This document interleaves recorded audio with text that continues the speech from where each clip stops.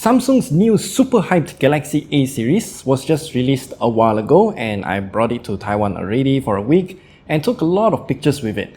So in today's video, we're going to review this Galaxy A56 in its entirety. So thanks for liking and subscribing in advance. Now let's get into it. The Galaxy A56, at first glance, it looks more or less the same as the previous generation. I mean, it has the same key island design where the power and volume buttons bulge out. I kinda actually like this design, but some people will argue that it's weird to have such a protrusion. One big difference though is that the camera cutout at the back. While the previous generations look identical to the Galaxy S series, Samsung switched it up for this generation. The Galaxy A56 now has a frame that covers all the camera lenses with individual cutouts for each lens. My intrusive thoughts got a hold of me immediately as I tried to peel it out.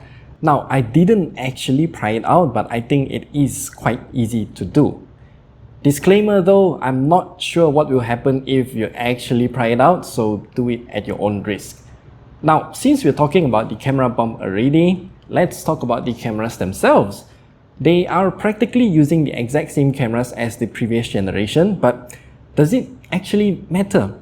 Honestly, I don't think so. I do like the picture quality coming out of the Galaxy A56. The pictures are sharp and has great clarity. The color consistency between the ultra-wide and the main cameras is not always the best, as sometimes the white balance just changes entirely from a natural color to a suddenly yellow hue. Now, this could be due to the framing of what's in the scene, though most of the time I'm just shooting the sky anyway with the same buildings. The night mode is surprisingly good between the two cameras and I'm very impressed. Throughout all the scenes, they just look good. Colors, clarity, amazing. Just have a look at all of these pictures that I've taken. I also took this shot out of my hotel room window. At night, it's completely pitch black, but this really tests what the phone sees at night and interprets it. Honestly, not bad. It was kinda windy at night, so some parts of the leaves are blurry, but overall I would say it looks really good. Truth to be told, I'm just sad that the Galaxy A56 does not have a telephoto camera, but these two cameras that are actually usable, they do the job really well. And I'm not bothered to talk about the macro camera here because I don't really use it much and I find it to be rather redundant. And I also took a video walking around the park near midnight and it looks quite okay. Unfortunately though, the phone can only take up to 4K 30fps or 1080p 60fps, and the video quality, well, it's actually quite okay. There are some jitters, but it's way less compared to some of the flagships that we have tested so far. Now, the screen of this phone is a pretty standard one. It's using a Super AMOLED screen with 2340 by 1080 pixels in resolution and also goes up to 120Hz refresh rate. From our test, the maximum auto brightness is at around 1150 nits and it is indeed great for this caliber of smartphone and also bright enough to be used under sunlight. The color accuracy is as complicated as the Galaxy S series, so let me summarize it for you. There are a total of 4 different color profiles that we can choose from: natural color profile, vividness level 1, level 2, and level 3. Ramping up the vividness level does ramp up the DCI-P3 color gamut coverage to around 95% at its maximum, and it is not as good as the Galaxy S series. I mean, that makes sense since the Galaxy A series is using a different screen anyway. However, the delta E number is very low despite cranking up the vividness to the maximum, so I think that's good. And now the one thing that many people are curious about, the performance. The new Galaxy A56 uses the new Exynos 1580 chipset, and I would say this chipset is actually great. In day-to-day usage, this chipset is snappy and fast, though in gaming, the situation is a bit weird as of now.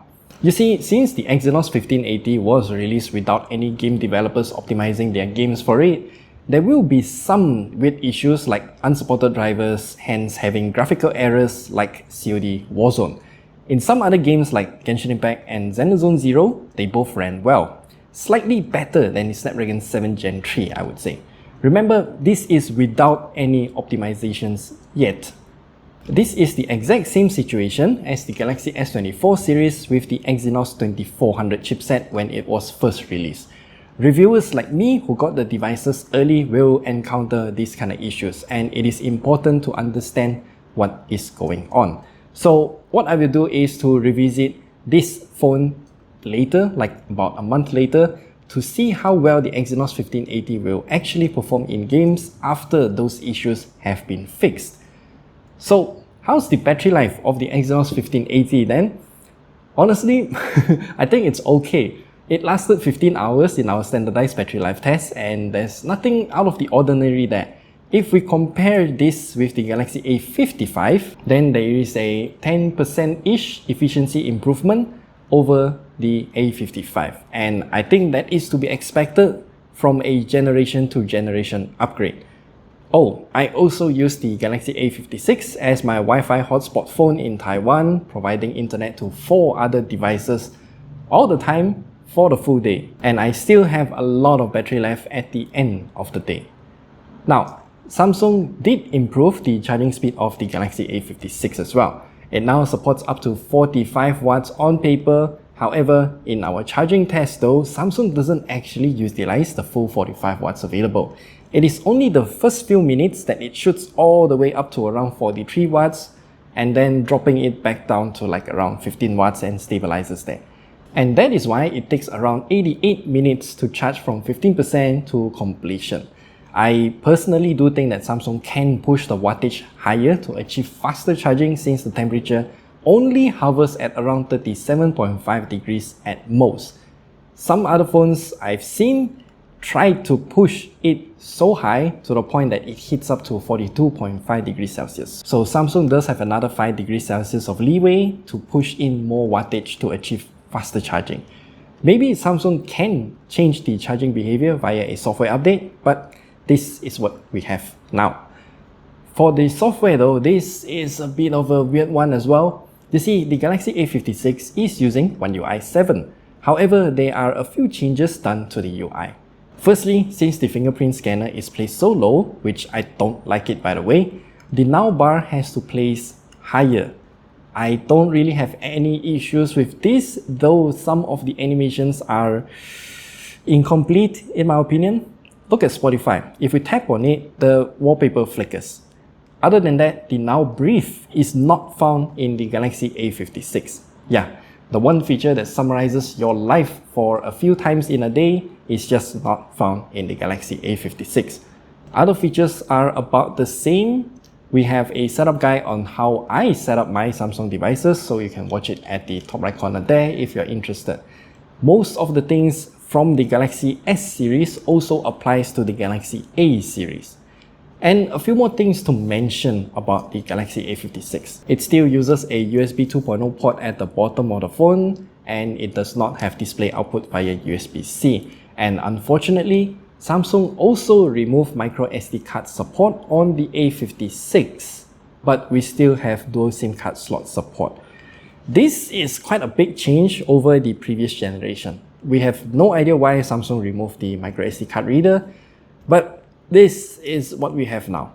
So, should you buy the Galaxy A56? I'm going to say yes, but under some conditions. If you are already using the A55, then I don't think it's worth the upgrade. Anything older than the A55 though, then yes, it's actually a good upgrade. While there are not many changes from the A56 compared to the A55, the upgrades become prominent if you compare it with the A54. The cameras on the A56 are exceptionally great as well, yet the price is basically the same as the A55.